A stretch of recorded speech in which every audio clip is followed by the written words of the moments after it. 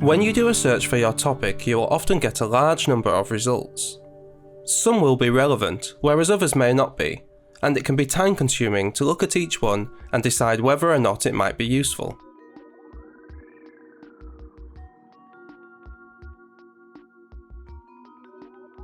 One way to ensure that your results are as relevant as possible is to apply some limits.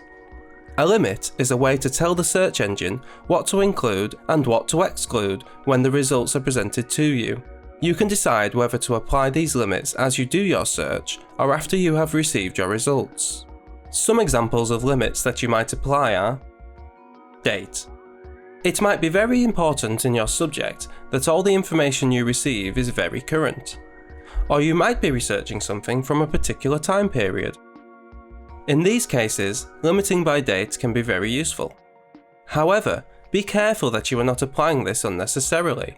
Think about whether the date of the results truly is important to you and your research. You don't want to exclude something potentially very useful just because of the date. Language.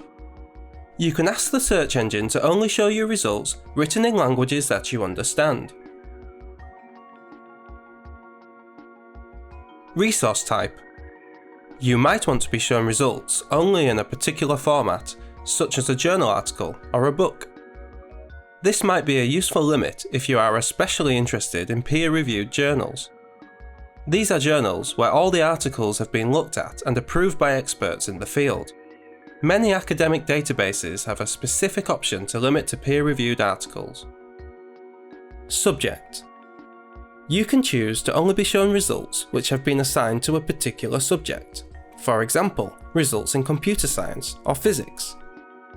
However, you should be careful when using subject limits, as it is difficult to know exactly what is covered by each subject. You might have to include several subjects in your limits to ensure that you are not excluding important information. Format.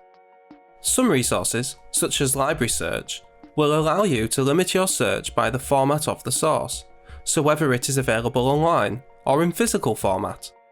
This can be useful for you if you are away from campus and don't want to find any sources that are only physically available from the library.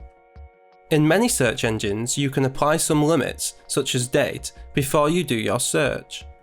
In some databases, including Library Search, you may need to use the Advanced Search option to make these options available.